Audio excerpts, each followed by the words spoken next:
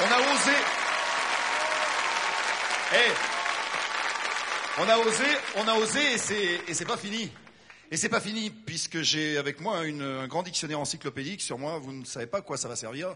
Je vous dirai ça tout à l'heure, parce que c'est un rapport avec le monsieur qui va arriver maintenant. J'aimerais qu'on lui fasse un triomphe. Monsieur Jean-Marie Bigard!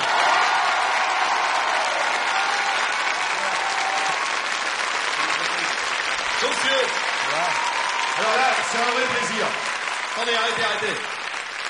Gardez-en pour aller l'applaudir au Palais des Glaces, parce que je suis allé le voir au Palais des Glaces. C'est extraordinaire. Bigard, c'est extraordinaire. T'as des trucs bizarres, Bigard, t'as des trucs bizarres dans ton spectacle. Oui. T'as fait un truc qui se fait pas, c'est que tu parles des sketchs que t'as pas mis dans ton spectacle. Voilà, c'est complètement original, personne n'a jamais fait ça. Ah, ça n'a jamais fait ça, c'est le chutier du spectacle. Le chutier, comme un bêtisier, un chutier. Voilà, c'est tout ce qu'on peut pas mettre dans le spectacle, tu vois, parce que c'est pas drôle. Par exemple, moi j'ai un pote qui s'appelle Gégé. Tu vois, il a plein de conneries et tout, bon bah je peux pas les mettre. Par exemple, Gégé l'autre jour, c'est ce qu'il fait, on sortait du resto, et puis alors j'ai dit, je regardais les étoiles dans le ciel, puis je dis, Gégé, à ton avis, c'est Mars ou c'est Jupiter qu'on voit là-haut? Tu sais ce qu'il me répond le Gégé? Il me dit, je sais pas, je suis pas du quartier. Ouais. Faut pas mettre ça dans un sketch. Ouais. Impossible. Hier l'autre jour, il se lève comme ça, puis tout fort, il fait, j'ai un copain qui vendait des rideaux de fer, ça marchait pas, tout le monde croyait que la boutique était fermée. Tu peux pas mettre ça non plus. Impossible. Et ça, tu l'as pas mis. Puis alors, je l'ai pas mis parce que si je mets les conneries GG, il faut que je mette les conneries à Nono, tu comprends? Ouais. Et lui, le Nono, l'autre jour, il rentre dans le bistrot, puis il y a un pote à lui, il dit, non, Nono, je crois bien que le Congo belge, ça touche l'Australie. Tu sais ce qu'il répond le Nono? Il dit, ça touche, faut quand même vachement bien plier la carte. Et ça, on peut pas faire un spectacle avec ça. Surtout, mais même, il y a des chansons paillardes que tu voulais mettre que t'as pas mises. Non plus, parce qu'au début, si tu vois, on avait pensé, on s'était dit, on pourrait chanter les chansons paillardes, il suffirait de remplacer les mots grossiers par un bip sonore. Ouais. Hein, un bip sonore. Un bip, hein? Oui.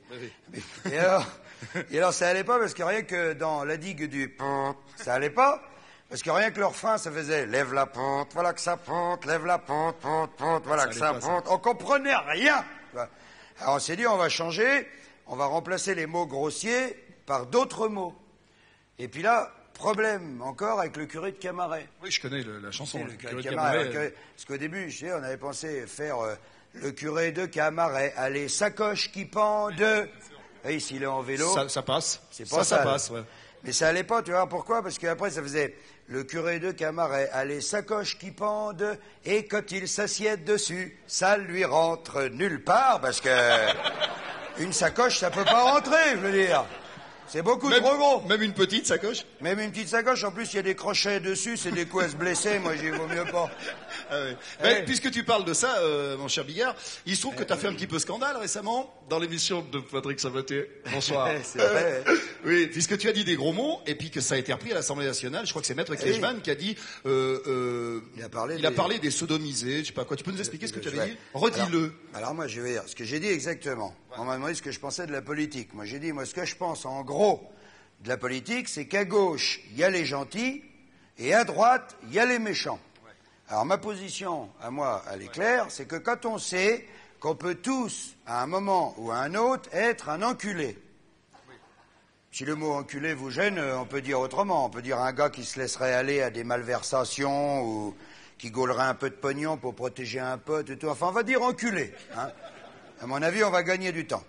Bon, moi je dis, quand on sait qu'on peut tous, à un moment ou à un autre, être un enculé, moi je dis qu'à ce moment-là, vaut mieux être un enculé de droite qu'un enculé de gauche. Bah oui, parce que, j'ai dire, le gars de droite, lui, il a un petit peu prévenu au départ. Ouais. Si tu veux, tu vois un gars de droite arriver derrière toi, tu serres les fesses, tu dis attention, ce gars-là, il risque de m'enculer, et puis méchamment. Par contre, tu vois un gars de gauche arriver, toi t'es complètement détendu. Le mec, il est dans le camp des gentils. Et puis le mec, il arrive et pan, il t'encule quand même.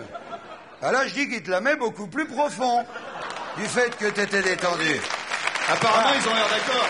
Ouais. Et alors, ce qui est pas bien, et c'est pour ça que je t'ai invité, c'est que tes propos ont été déformés. Parce qu'à l'Assemblée nationale, il a parlé de sodomiser. Oui. Alors, il y a une différence énorme.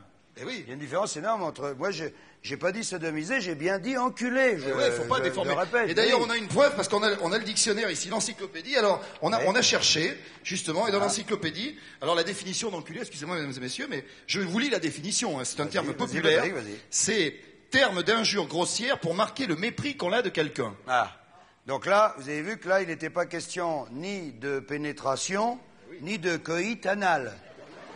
Par contre, dans sodomiser, c'est la bistouquette dans le trou de balle, c'est très moche. Il faut pas en parler. Pas le dire. Ouais. Voilà. Jean-Marie Bigard, mesdames et messieurs. Les plus vulgaires ne sont pas ceux qu'on croit. Je ne sais pas dire. Tiens, je te Merci, donne dans l'encyclopédie. Va triompher au Palais des Glaces, c'est tous les jours. Tous les jours, à 20h30, sauf le dimanche et lundi. Je te coupe un petit peu, je voudrais te présenter quelque chose. Je voudrais qu'on applaudisse Jean-Marie parce qu'il y a une récompense pour toi. Ça, c'est pour Jean-Marie. Merci. C'est la double cassette de platine, je crois. La vache. C'est combien d'exemplaires 53 000. 50 000 Ouais. 50 000 exemplaires vendus de la cassette de Jean-Marie Bigard. Merci. Va-t'en vite. Merci beaucoup. Va-t'en vite. Salut Patrick. Au revoir. Monsieur Bigard.